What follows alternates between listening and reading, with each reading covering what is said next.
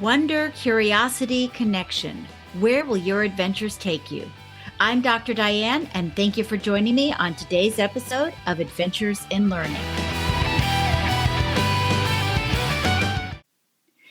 So welcome to the Adventures in Learning podcast. I'm Dr. Diane, your host, and I am so excited to welcome not one, but two friends to the podcast today. At some point in the last 16 years, we've all sat in the director's chair at the Millbrook Community Preschool at Grace Church. We've all been teachers there, and this is going to be just a wonderful conversation about friendship and early childhood and everything in between. So you're in for a treat. So ladies, welcome. I'm going to start by having you introduce yourselves.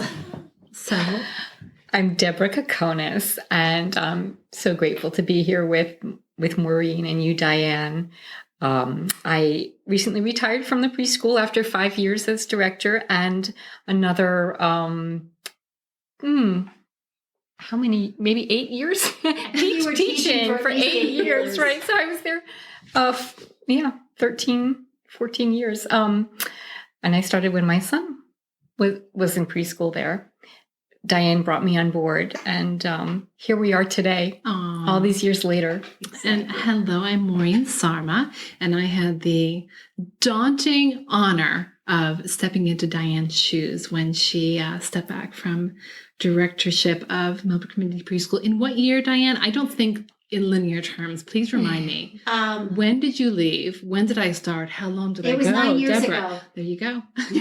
I do the math based on how old Ella is at this point. She's Yes. 20, so it was 9 years ago. So like Deborah, I had a child that attended the school, fell in love with it. And I think I actually took over I think the year that I started, the day that I started, my eldest daughter started kindergarten. I started that job, and my son started preschool all the same day. That's an emotional day. It was, and he was one of the students in my class. Oh my. I've done that, but oh my. Yes. We all have that in common, where we have been the teachers to our child or children. Right.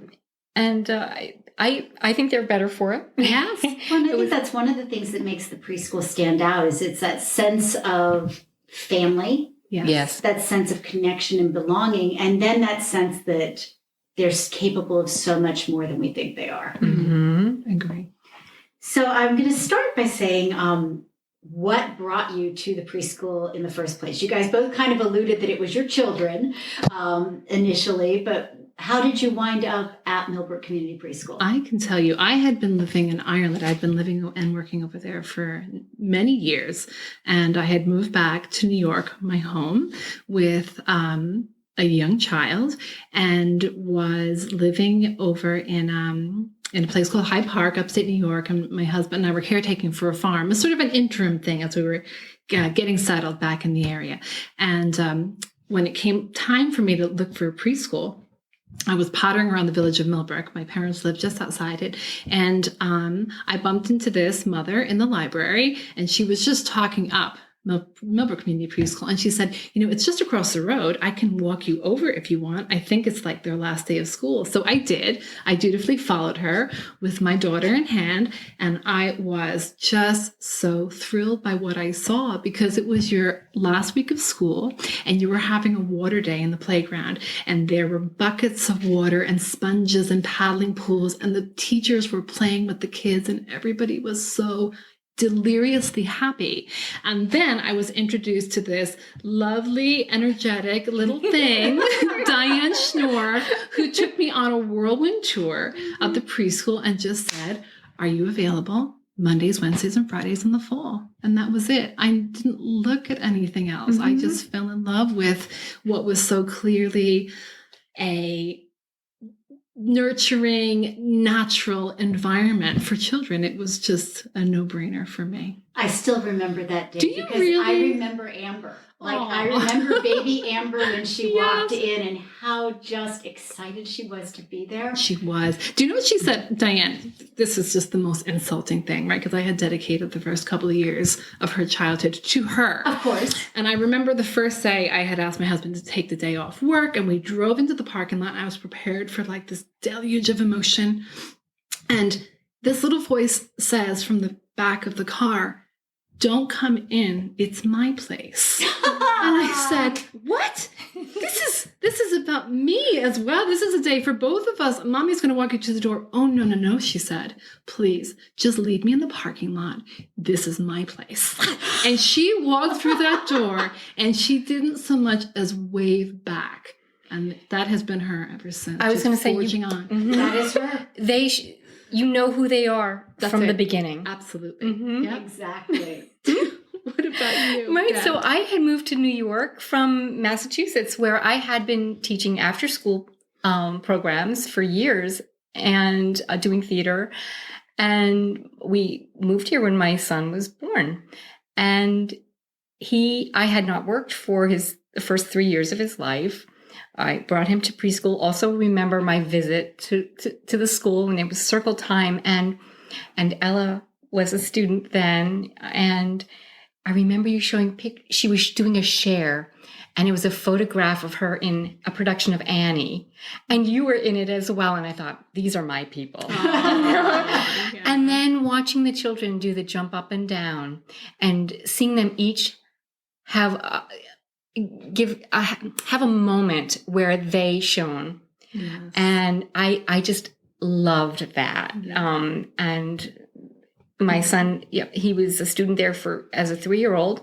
And then as a 4-year-old, you asked if I would like to teach there. But prior to that, you always welcomed parents in to volunteer. Always, yeah. And I love to be a part of that. And get to know the school that way. Well, one of the things I know for me, at least, is I had experienced enough schools at that point where parents were not welcome as volunteers. And as a mom of 2, I wanted to be part of what was going on in my kids' lives and wanted to be able to share and contribute. And I always found we were better as a school when you guys were there and helping. I mean, I couldn't do the art you did, Deborah. I still remember these little mini solar systems that were revolving.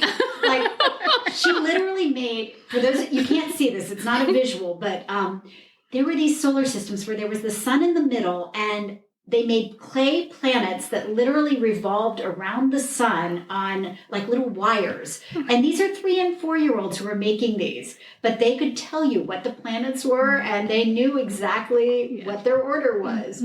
This is Deborah. This is what she does. Amazing. Deborah is amazing. I really enjoyed being in the art room. That was that's your happy place. Yes, that was my happy place.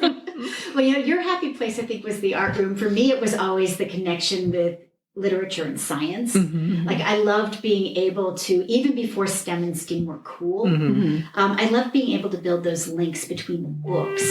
So I know we all had sort of our own thing that we brought in terms of strengths and what we love to do. And, we alluded to Deborah and art, and I want you to talk more about that in just a moment. Yes. For me, I know it was the STEM STEAM piece. Even before STEM and STEAM was cool, we were doing it. We were connecting the science and language arts, because I found, for me at least, I loved teaching thematically. That's how I had taught when I taught elementary school. And so I found they were super excited to do science if we could connect it back to books. Like the year that we did Jan Brett, and we literally covered all of the windows with murals of each of the habitats. And the kids were comparing and contrasting the animals. And they knew what animals lived in each habitat. And then that kind of dovetailed and snowballed. And it went from the habitats to, well, what's the difference between a mammal and a bird? And then what's the difference between a bird and an insect? And there was one year that literally they were dividing animals according to classification, and they could tell you what a reptile was, an amphibian, a bird, and I thought, these are my little scientists. Right. And I kind of give young Andrew Osborne all the credit for that, because he is the child who asked me initially how many bones are in a giraffe's neck. There are 7, in case you don't know the answer. There are the exact same number of bones in a giraffe's neck as there are in ours. They're just a whole lot bigger. That's amazing. And so, Andrew was my push into figuring out that science was an entry point into literacy for so many of these kids. Yes. And that was sort of where my passion was, and it's followed all these many years later, because I'm a curious person. I like to play. Yes. Yeah. And Maureen, tell us about what you brought, or what your favorite part was. So it's really interesting.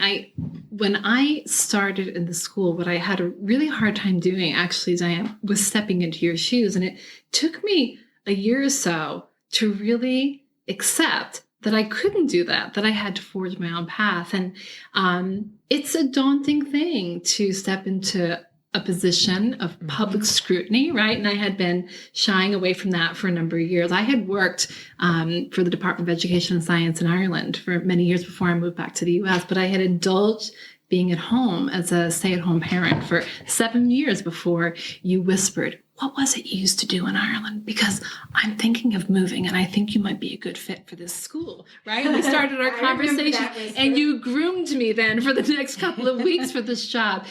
And so I found myself kind of revisiting my happiest memories from childhood. And I was really lucky to have attended a nursery school in Beacon, New York, that was magically on the grounds of this cloistered order of Carmelite nuns. So while the nuns were tucked away, we had a morning preschool program in the basement of another church. And what impressed upon me the most of my time there was our access to the outdoors and playing. And I talked to Deborah about this so much. I had so many profoundly happy memories from childhood of just being outside with my friends and having elbow room. And there was a pond there and they gave us nets and we could look for tadpoles, and we brought all of our found objects back into school. So I had really strong memories of that. And funny enough, I had really strong memories of the play equipment that we used. So when I was kind of looking around the school as a whole, I remember seeing this logo on a piece of play equipment. I think it might have been like a little toy high chair for the kitchen area.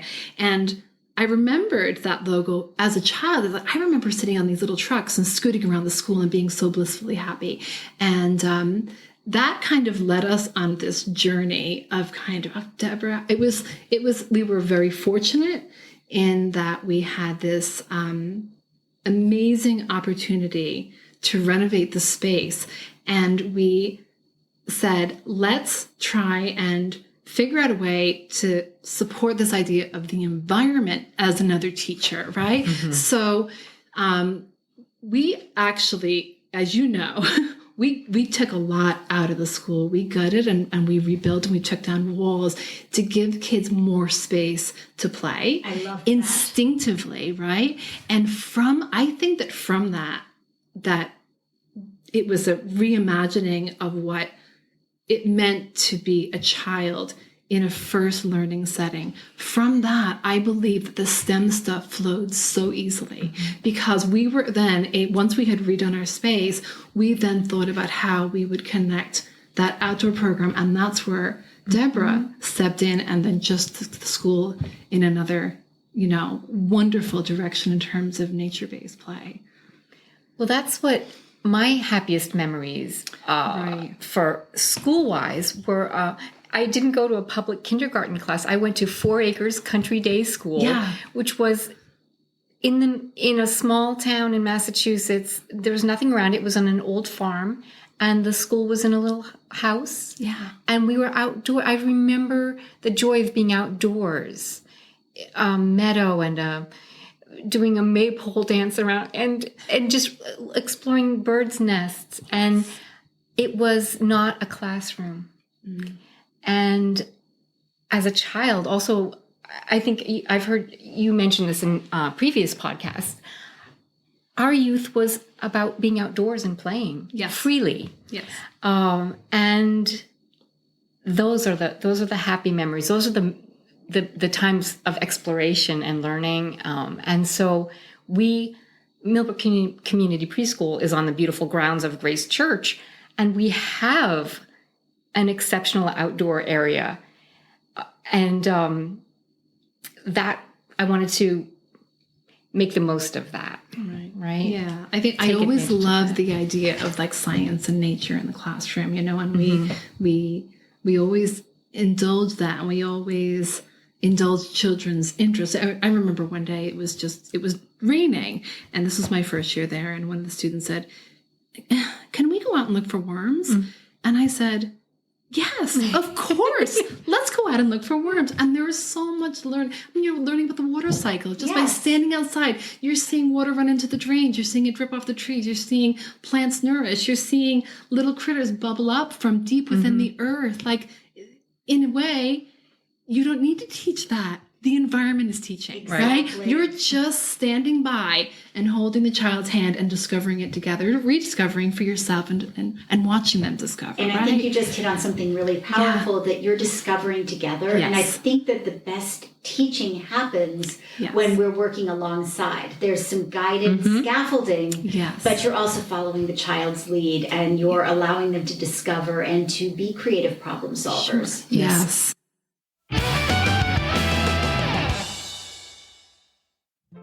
Hey, early childhood and elementary school teachers and librarians. Are you looking for ways to spice up your curriculum, build connections with engaged STEAM learners, and introduce multicultural versions of fairy tales and folk literature?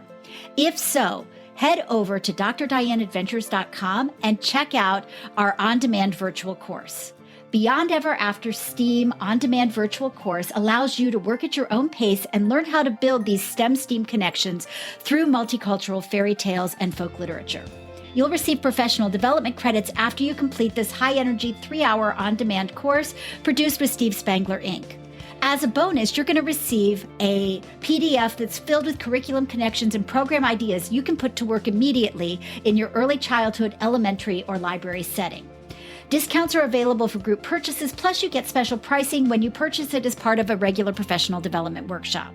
So head on over to drdianeadventures.com and get started on your own Beyond Ever After experience.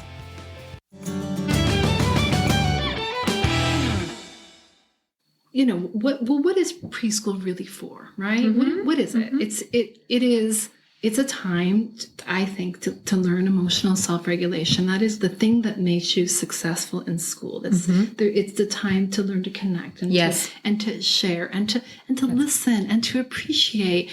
And those lessons can all be facilitated through a connection to science and nature. I think those lessons are innate.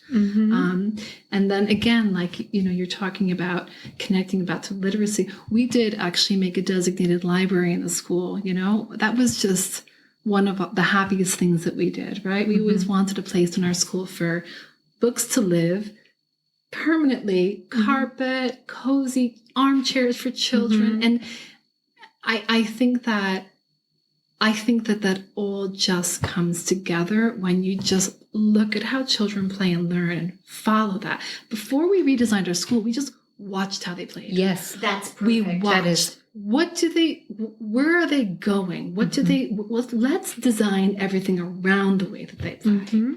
They want to play with water. They need to play with sand. They need to be on the floor. They need to be able to move things. We got outdoor issue blocks, Diane, and put them indoors, and they were able to build structures as big as our imaginations, which they can climb into and on top of. And they're so big that they had to cooperate with each other. Right. So you're building cooperation through blocks. You're building imagination, and you're doing engineering, and you're looking at balance. You're looking at weight. It's cooperative. You have to pick up this big piece of lumber and balance it together on these pegs and figure out a way for the structure to stand safely. You have to stagger these blocks. Imagination, storytelling. You know, all the little animals end up inside. Inhabiting these spaces with the kids, right? In fact, I think I saw those blocks when I was visiting you guys in May. And you're like, what are they? Well, no, we used them. Oh, you did? Because I was storytelling with the kids, and we were telling the story of the 3 billy goats gruff. Oh, yes. And so we wound up taking the blocks and using them as part of what we were doing, and it became a live demonstration, interactive storytelling. I mean, isn't it wonderful? And it was such a great thing. They create the set with you, right? Yeah. It's wonderful. No, I absolutely love that. And you guys are sort of hitting 2 things that I want to touch on. One, I do want to hit on what you all did with the preschool, because I think that it wound up being both a blessing and something that helped protect you when COVID hit. Yes. Oh, my goodness. Because you had put so much time into redesigning the preschool and making sure that we had the outdoor play area. Yes. When I came to visit, I loved the outdoor classroom that was out there. isn't that what got you through COVID when you were allowed to come back to school? Absolutely. I had always envisioned having an outdoor classroom space somewhere on the grounds. And it wasn't until COVID that it became a necessity. And that is the positive that came out of the pandemic for us, is let's open up this box and really think outside of it. The sky's the limit. So I took the summer before the 2021 school year. So I took a private workshop with a nature-based early childhood educator, Matt Flowers of the Urban Ecology Center in Milwaukee, Wisconsin. So we did this online. We met weekly because I knew if we were going to be outside for an indefinite amount of time, I wanted to have the tools. I wanted to access whatever resources were available. And so I started looking at the area surrounding the campus and designating, oh, well, this is a wild space, or we can cross this back road here and go into a little woods and use that space too. We can use the field across the street. That's a public area. And I created a map, and the children all got maps at the beginning of the year, and they learned to follow a map. It was hand drawn. It was very simple, but they loved being responsible for the maps. They were orienteering. And Matt really taught me. One of the things he taught me was, the words to say instead of "be careful." It's like, look around you when you're holding that stick. Is anyone around you? So you can play with sticks. You can play with rocks. Yes. Let's teach you how to do it safely. Yes. I love that. Yeah. Actually, one of the days that I'd come in, because I didn't work as much then. It was just everything scaled down. But I remember coming in and you were doing a rock throwing workshop for the children, how to throw rocks into the stream safely whilst protecting your friends. And I'm like, this is so amazing. And I have to tell you, Diane, it is so much easier to give children space than it is to contain them. Absolutely. It is so much easier. Yes. Everyone is happier. I mean, I remember days where we took them, we were outside all day. In the winter, Deborah actually started having a fire pit. The children built the fire and that was lit one of the things I talked about with Matt, how to do this safely, because they do that. He does that in his programming as well. So we definitely there are standards that you can follow to do it safely, and we sat around in their snowsuits with their told stories, read stories, listened to stories, and we did and. Watch the snowfall. Watch the, teaching in the snow. And then able to channel it to the next steps. Do you know how many children are kept indoors because of inclement weather? It's like the school that Deborah created ultimately it's a school where you can live and thrive and learn in all weather. It's such there's so many limiting views. When you think of it, not just regard to learning in life, right. There's so many limiting ideas out there. Deborah's like, well, why not? Well, why can't we? And I think we all realized what we were capable of. Who knew we could stay outside for 3 hours at a time in the middle of the winter? We could all become YouTube stars. I know. Not prior to that. I was very impressed with that. I've known this staff for years. Did you see some of that content? She shared some of it with me, and there were folks who I never thought would ever be a YouTube star who were out there teaching and using the internet to teach kids during the pandemic. I have to tell you, Diane, so this is like week 1 of lockdown. And Deborah sends all of us a link to a video she'd made, the most beautiful, comforting, sweet video. It was around St. Patrick's Day. I remember you had some horribly kitsch Bing Crosby music and you were dancing and you talked to the children about we were all in this together. We're going to be germ busters. And it was so comforting for us to see your face, right? And for you to comfort them. And I remember we watched it and we all then got on the phone and said, Deborah, that was amazing. That was so, you are just Mr. Rogers incarnate. And she said, I'm glad you enjoyed it because I want you all to make a video every week.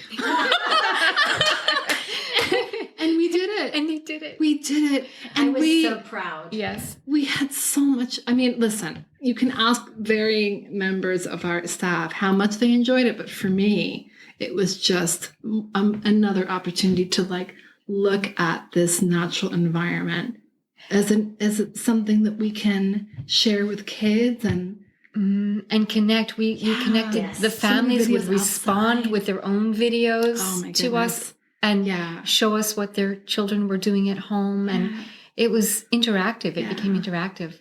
And there were lots of nature videos. We did a lot of work outdoors. Yes. You know, we did a lot of content outdoors and books outdoors. And Well, and that makes sense. And you guys are sort of hitting on, I think, what's the most important thing underlying early childhood education and what we did at the preschool, which is connection. That all of this stems on building connection. It does. Connection between the teachers and the children, between the school and the families, between the kids and each other, and with nature. Sure. You know, you're using the whole environment to build this sense of connection and of power and of self-worth. Right? I mean, social emotional learning before it had a name. Exactly. Right. In so many ways. So I am going to ask you guys a question, just kind of to go back to make sure that people who are listening are on the same page with us. How would you all define play-based learning? Because I think that we would agree that's sort of what underpins Millbrook Community Preschool, at least.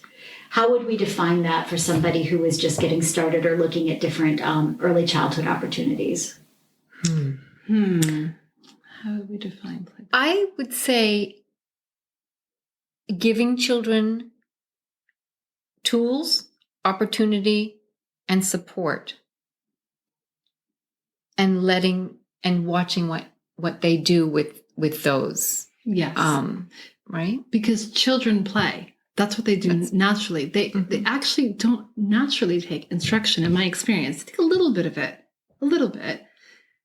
But where they really can connect and focus is when they have a stake in the process, right? And they feel empowered. They feel empowered. So I think that play-based learning is really about facilitating their instincts, right? Because their instincts are to touch and to pull things apart and to climb and to speak out. Actually, speaking out is a big thing. And to be able to receive that without, and I've said this before badly, I'd like to say it again better. It's like when you look out in your classroom and something's not working, you actually have the ability to tweak it. But it's to be able to do that without feeling that your ego is bruised. It's like, I have to follow them, right? Rather than push my agenda here. Like and it will just, it always works. It always works to let go. So I think that play-based learning is very much about letting go. And I think it's being the best of an improv artist as well, because you have to kind of be able to go with where the kid is. Right. And if you had a lesson that was, you were planning on taking it in one direction, and they suddenly decide we're going in this direction, then you're able to think on your feet and figure out, okay, let's follow their interest, let's go with it, and how can I slide in some of that content we needed? Exactly. You know, and so you're following their lead, and then you're asking those little questions to get them thinking.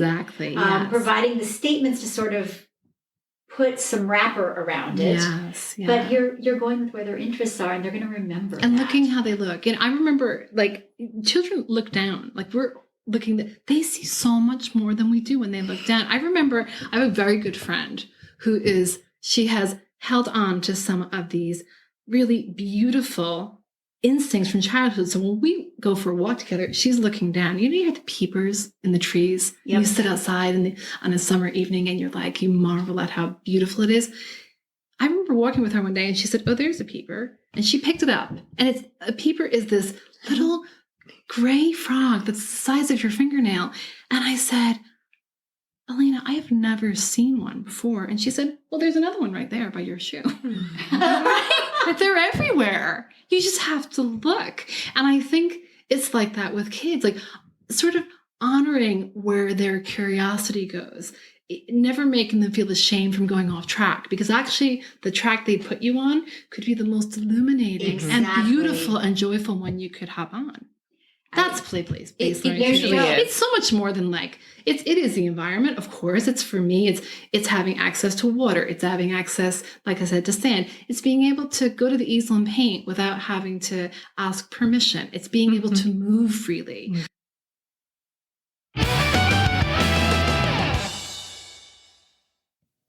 Hey, early childhood and elementary school educators, are you looking for a keynote speaker or professional development workshop that will knock the socks off your teachers? Look no further. Check out the offerings at drdianeadventures.com.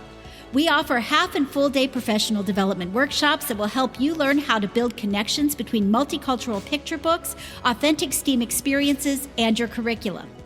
You'll explore strategies to get your students fully engaged and wanting to learn more, and you'll walk away with a new perspective on multicultural picture books, as well as strategies and ideas guaranteed to awaken your sense of wonder and to help you immediately build science and STEAM connections in your early childhood, elementary, or library setting. Learn how to connect science and math to literacy, oral communication, gross motor skills, and dramatic and artistic play. Every activity and strategy can be completed using materials you already have in your classroom, school, or home education setting. Check out the offerings at drdianeadventures.com.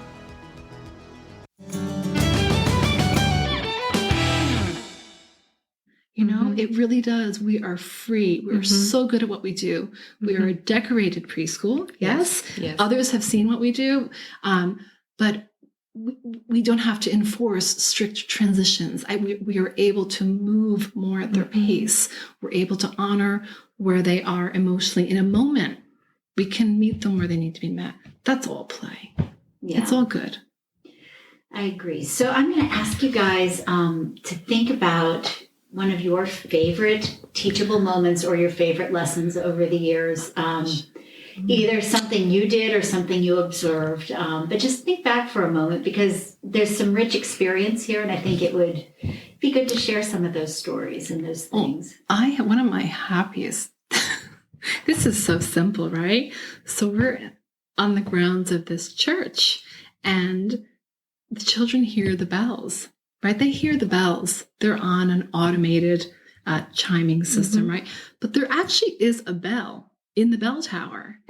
And I remember saying to Deborah one day, why don't we just go and let them ring it?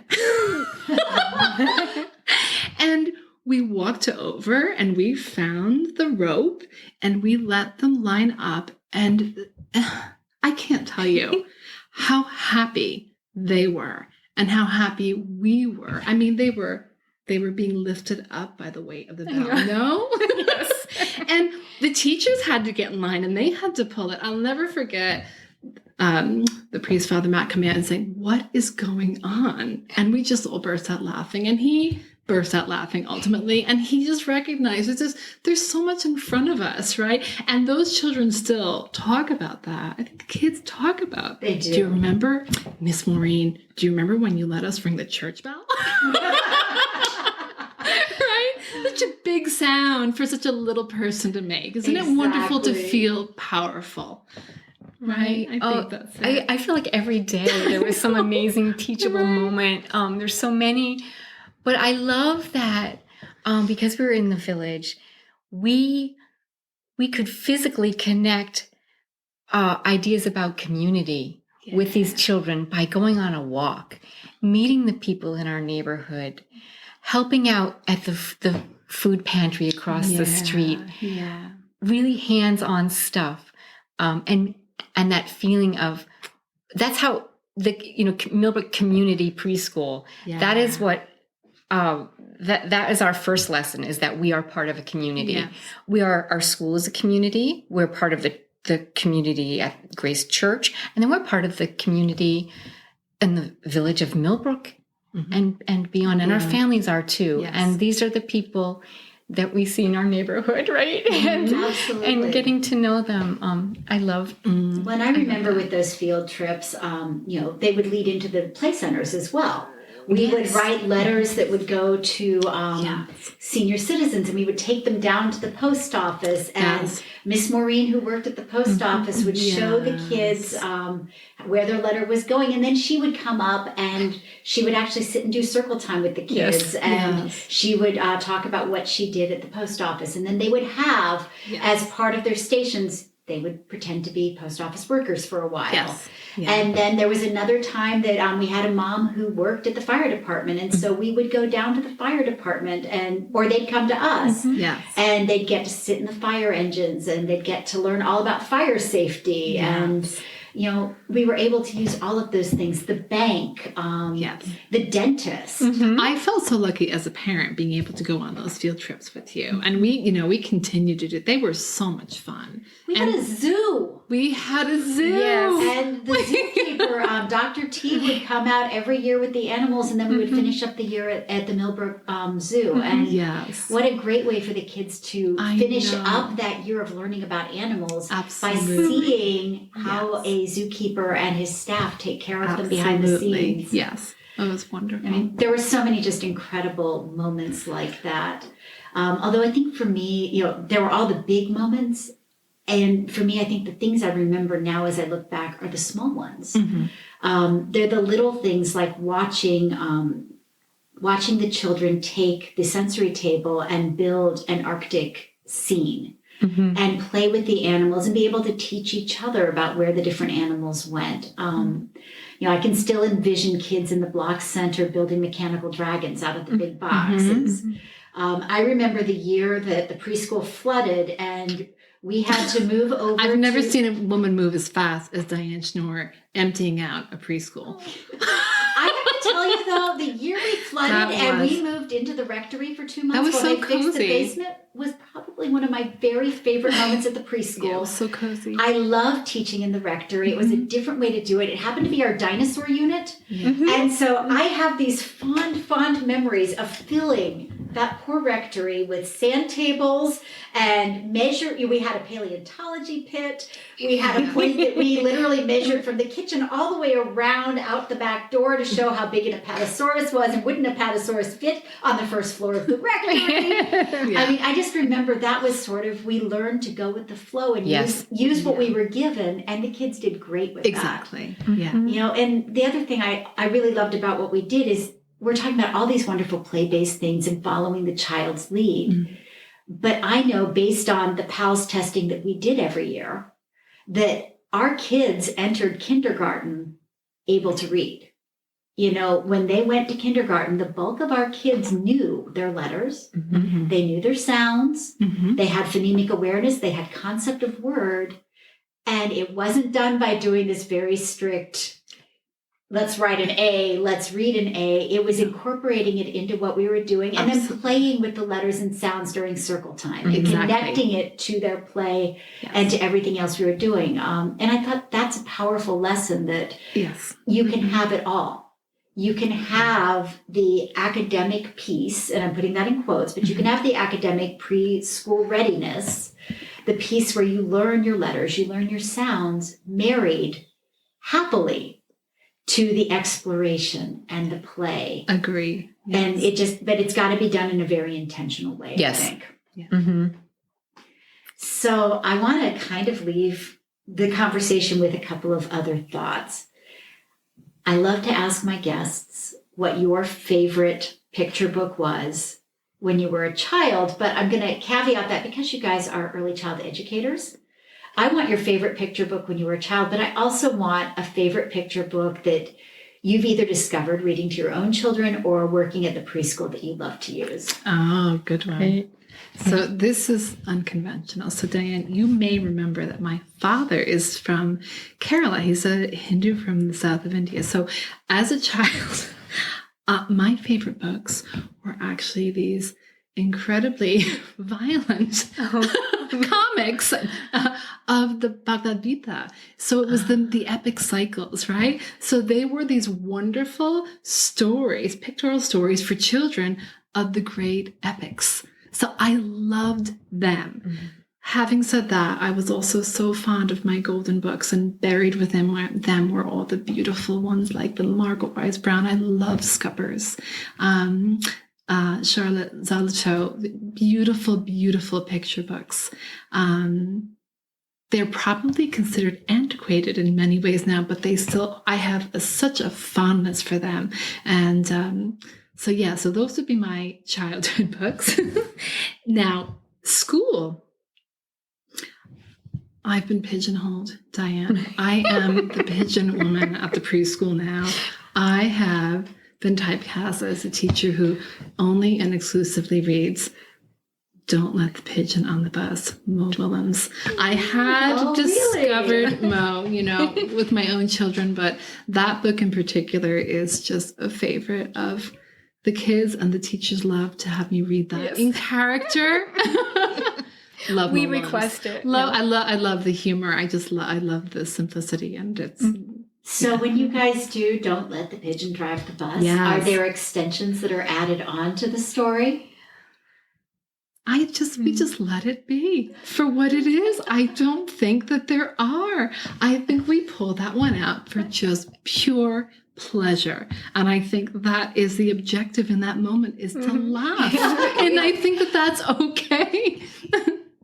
We let the laughter continue. Yes. I think. Oh, gosh. Well, for me, in addition to fairy tales, I loved all the fairy tales. The book that stands out for me is Tiki Tiki Tembo, because of the illustrations. And as an adult, I worked in a studio. I was an apprentice in a mask making studio in Cambridge, Massachusetts. And I had been going there for several months. And one weekend, the building, which also housed other artist studios, had an open studio weekend. And I walked in and I saw one of the doors was open, and on the title on the door was the artist's name, and it was Blair Lent. And I was like, Blair Lent. And I walked in, and lo and behold, there is the illustrator of my favorite book from childhood, who had been working in the same building as myself for who knows how long. And I had no idea. And I got to tell him that this was my favorite book because of the illustrations, and he signed a copy for me. So that book is near and dear to my heart. But as a preschool teacher, my favorite book, because of the story and the illustrations, is Julian is a Mermaid. I love that book. By Jessica Love. It is a story of acceptance, and the illustrations they reach out and grab you. They are so colorful and brilliant. And in fact, one of the things I did with the students over the years was we would choose a book or two a year that we really loved, or that the illustrations were especially colorful, and we would create a mural based on a favorite scene in the book. And that mural, it would be a community project. I call it community. We would all work on it, and we would post it in the room where we would have circle time as a background. And there's so many great books. Fabulous. So many. There are. Gosh, The Gruffalo and The Snowy Day. Yes, Snowy Day. And Send out where the wild Dream things Snow. are, where the wild things are. I love that one too. And the kids love it, yeah. And then Dream Snow, yes. excuse me. Yeah. And what is the one? Oh, with the toadstools and the chameleons, A Color of One's Own. Leo Leone. Yes. We did a couple of his murals from his books. Yes. And of course, Eric Carle. We did The Hungry Caterpillar. Right. You guys know my Eric Carle story, right? I don't know. So this one's fresh in my mind because I'm teaching some freshmen this semester, and I just recently told this story, and it has a surprise ending that I didn't know, which I'll get to at the end. So Ella and the Eric Carle Museum are the same age. They were both born 20 years ago. She was not born in Amherst, Massachusetts, but the museum and my daughter are the same age, and she had to have been 4 or 5, and we were up visiting the museum, and she's this little pipsqueak of a child, and it's one of my favorite museums on the face of this earth. If you have not been, the Eric Carle Museum of Picture Art has a rotating collection of really diverse picture book artists, gorgeous exhibitions, always a standing gallery of Eric's work. And then there's a studio where kids can create and build, as well as a library with story times. And there's like a life-size hungry caterpillar where you can take your picture. It's just a gorgeous, gorgeous place to be. Back in the day, Eric Carle would walk the halls occasionally at his museum. And we had read a lot of Eric Carle books, and my daughter recognized Eric Carle from the back of the 10 Little Ducks one. You know, he's got his beard, looks like him. She goes running up to him, and he picks her up. And I've got my, I'm stunned. I actually don't even have my camera ready at this moment. I'm just looking, going, okay, Eric Carle's holding my kid. And she throws her arms around him, and she licks him. And he very gently holds her out and sets her down. He did not hold a grudge, because later that day when he was signing books, he actually drew this gorgeous caterpillar and butterfly in her copy of The Very Hungry Caterpillar. With his tongue out, no? So when I find out, I'm telling this story to my freshmen last week, and 2 of them raised their hand in the back of the room. And I look at them and they go, I licked Eric Carle too. What? Yes! So my daughter evidently set a trend of children who licked poor Eric Carle. It's a wonder he continued to have signings. Right? Or pick children up. Oh. So there was just something fascinating about that beard, and they thought it was like cotton candy or something. Hilarious. But I thought about that every year at the preschool, because Eric Carle was one of those jumping off points. I know for me, I love doing author studies and spending a month just really exploring different authors and illustrators. And so Eric's books really filled that entomology and talking about insects.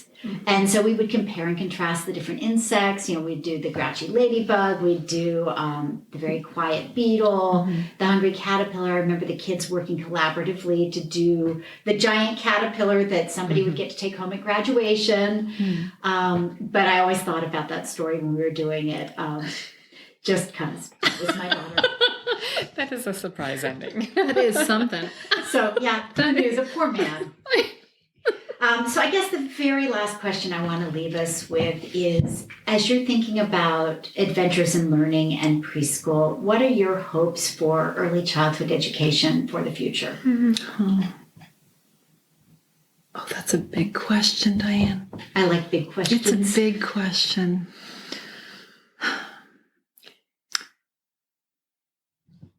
I would say I hope that children are allowed to act their age, to have the freedom to move about and interact with their friends, and not have to sit still.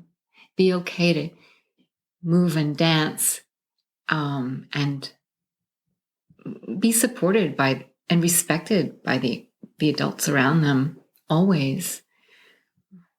To me, that's the most, not to squash them. Exactly.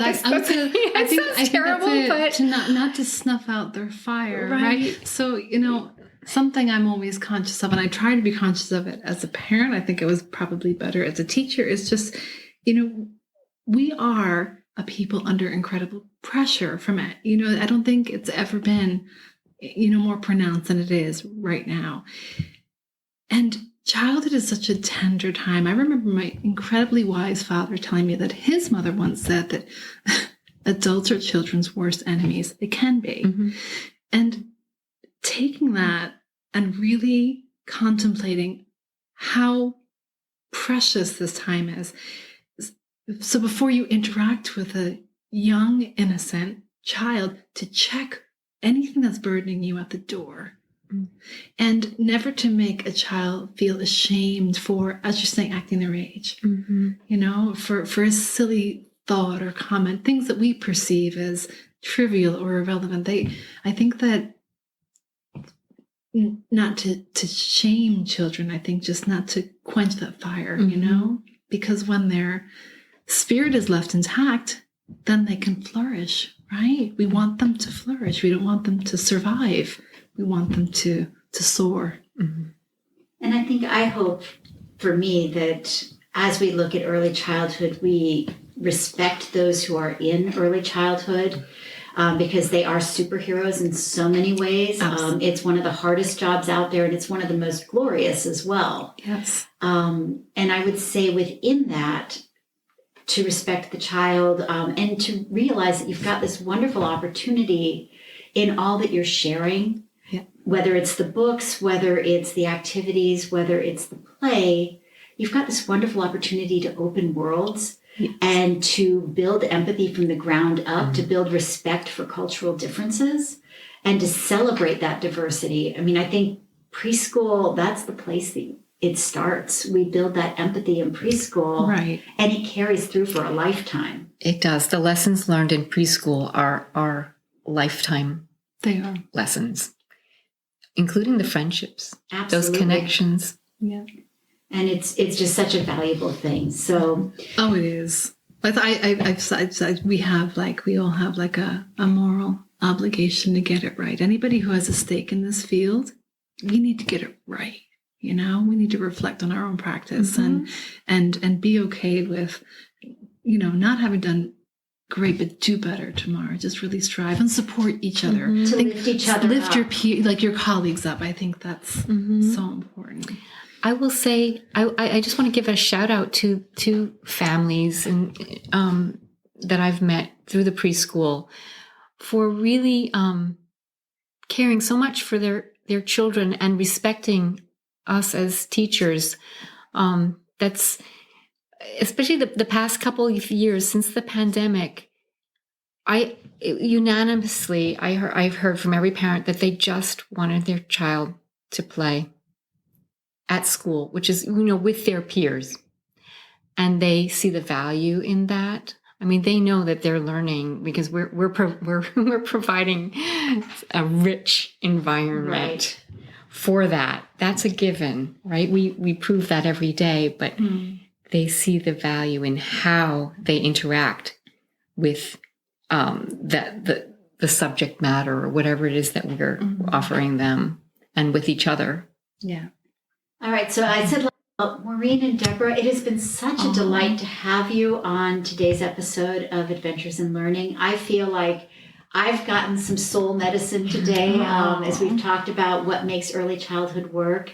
And I'm just grateful for the many generations of kids who have had the opportunity to experience the love and the nurture that you all have provided. Well, thank you for setting it all in motion, Diane, because you are thought of every day, and the legacy of your hard work is evident today. It continues. I couldn't have done it without you. No. Diane laid the foundation. She did. And we were able to continue it. You guys built it to incredible heights. So I'm very grateful for that. And I love getting to come back and play occasionally. Isn't that nice? Yeah. You've been listening to the Adventures in Learning podcast with your host, Dr. Diane. If you like what you're hearing, please subscribe, download, and let us know what you think. And please tell a friend. If you want the full show notes and the pictures, please go to drdianeadventures.com. We look forward to you joining us on our next adventure.